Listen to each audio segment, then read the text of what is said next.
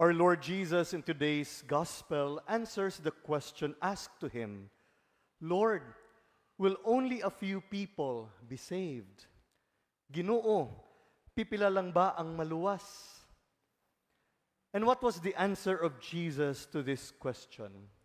He said, strive to enter through the narrow gate, for many will attempt to enter, but will not be strong enough.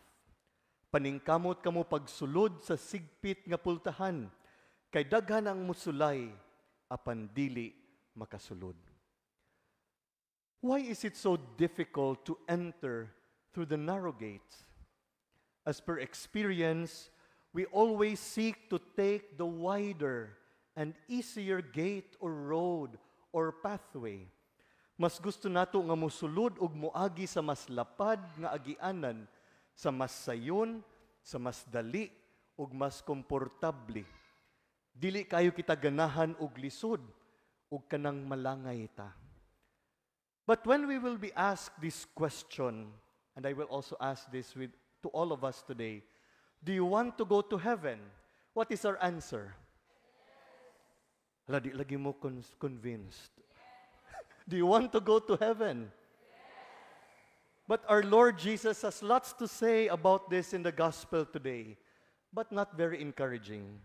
First, He tells us that we can enter heaven only through a narrow gate. And second, many will be left out in the cold. And as if that is not bad enough, the Lord will drive them away. But all is not lost, because Jesus also gives us a clue as to what we can do. Gitagaan kita sa Ginoo og mga paagi kung unsaon nato pagkabot ang kaluwasan nga mauusab ang iyang gihatag alang kanatong tanan.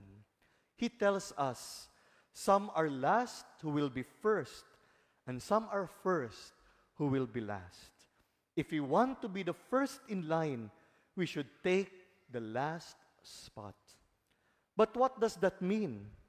First, our Lord is telling us, be humble. Kita gitawag sa atong Ginoo aron sa pagpaubos. The virtue of humility is not so easy to practice in a world that rewards self-promotion. Today, many people seek to be always the first in everything.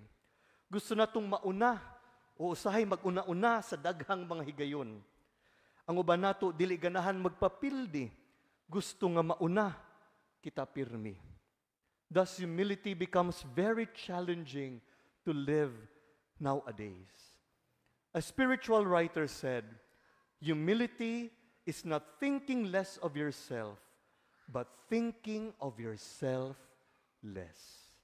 I would like to repeat, humility is not thinking less of yourself, but thinking of yourself less.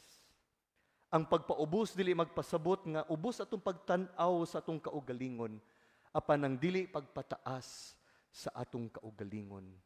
Many times we seek to do things in order to be rewarded. Apan adunay mga tawo nga nagpadayon nga nagbuhat og kaayuhan og nagtrabaho sa simple, yano og hilom nga paagi. These are the people that the Lord is asking us to be, to live in humility, to be the last. In our following the Lord, there are options that we are not taking because of the choice that we are making. When we truly follow the Lord, we take the path of humility. The last will be first, and the first will be last. This is where the life of Saint Mother Teresa of Calcutta gives us a powerful example. She was a woman who truly chose the narrow gate. Instead of seeking wealth, comfort, or recognition, she chose to live among the poorest of the poor in Calcutta, India. She once said, not all of us can do great things, but we can do small things with great love. Her life was marked by humility and service, quietly caring for the sick, the abandoned, and the dying. She showed the world that true greatness is found in being small before God and in serving others. Saint Mother Teresa lived the truth of the gospel. the last will be first, and the first will be last. Secondly, if we really want to do well in the next life, we are to be givers instead and let others ahead of us. Aron atong mapuy-an ang kaluwasan, kinahanglan nga mugahin usab kitag panahon alang sa atong makaigsuunan nga nag-antos ug nagkinahanglan. We are invited to be generous and share with those in need. As our Lord said in the Gospel of Matthew, what you do to the least, brothers and sisters, you do it to me. Kung unsa atong gihimo sa labing ubos na tumakaigsuunan, ato usab kini nga gihimo ngadto sa Ginoo. Sometimes the easy way out is to focus only on ourselves and not to share what we have with others.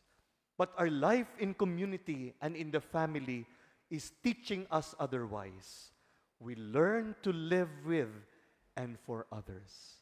Di ba diha sa panimalay ang atong mga ginikanan naningkamot aron mopakaon ug mohatag ngadto silang mga anak. Ug ang mga anak usab mobalos ngadto sila ginikanan pinagi silang pag-eskwela, silang pagpanrabaho. We are invited to share whatever we have, even in our own little ways. In this way, we let others see how the Lord is alive and active in our daily lives. My dear brothers and sisters, heaven comes at a high cost. To be rewarded with heaven, we need to be the last. We need to serve. We need to give of ourselves in generosity. And this is the narrow road that our Lord is inviting us to take. Dili gayud sayon og dali ang pagsunod sa atong Ginoo. Apan kung ato kining puy-an, makabaton kitag kalipay ug kalinaw sa atong kinabuhi. It may not be easy to follow Jesus, but when we do so, our lives will be filled with joy, peace, and contentment.